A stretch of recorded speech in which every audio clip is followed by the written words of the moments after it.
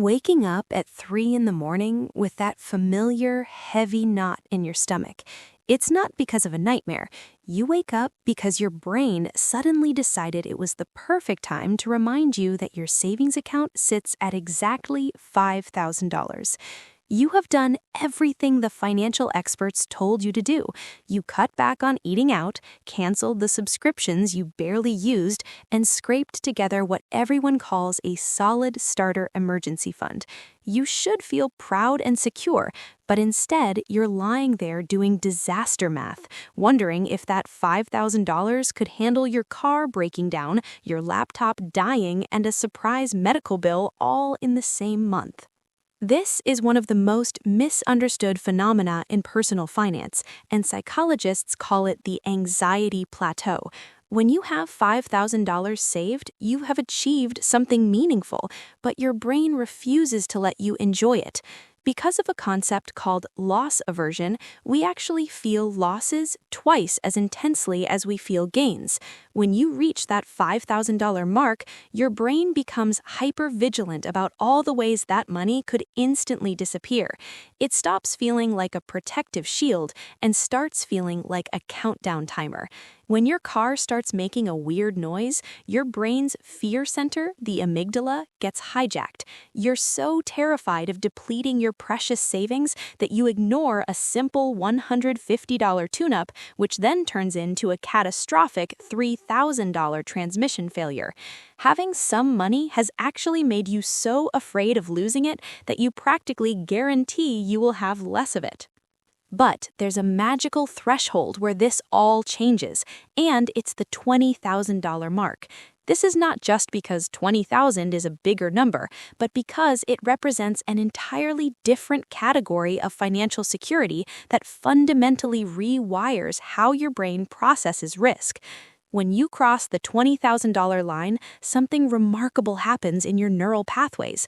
Your amygdala stops firing constantly, your prefrontal cortex regains control, and you shift from operating out of pure scarcity to operating from a secure base. You transition from survival mode directly into growth mode. What $20,000 really buys you is not just protection from emergencies, but protection from bad decisions. It buys you the cognitive space to think clearly when problems arise, instead of panic solving your way into bigger messes. If your laptop dies and you only have $5,000, you're going to buy the absolute cheapest $400 replacement because you're terrified of draining your account, and that cheap laptop will likely break again in 2 years.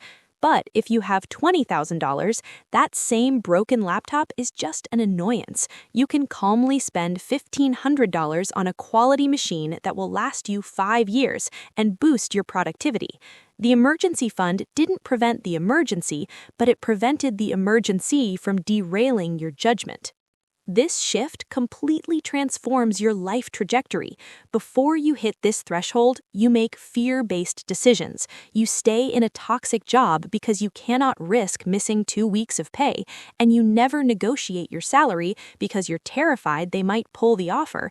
After you cross $20,000, you start making opportunity-based decisions. You can confidently negotiate at work because you have walking money, and you can take calculated risks to grow your income because you have a buffer. Your emergencies transform from existential crises into simple logistical puzzles. So, how do you actually get there without burning out? First, you have to stop fighting human psychology.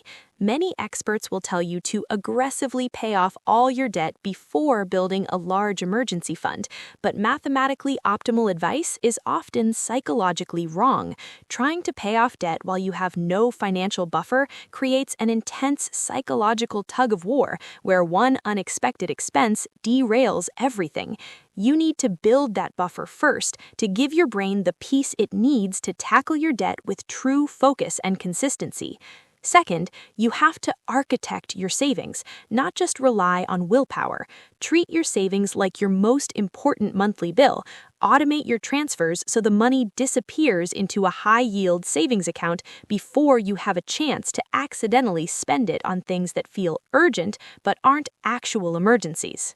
Getting to that first $20,000 is going to be the hardest financial work you ever do because it's doing heavy psychological lifting that money will never have to do again. But once you push through the boring, unglamorous middle, you're not just accumulating wealth, you're purchasing your own decision-making quality. You're buying the cognitive freedom to become a version of yourself that isn't defined by scarcity or fear. Keep saving. Automate the process, and trust that on the other side of that threshold is a life where money problems are just numbers to manage rather than threats to your survival.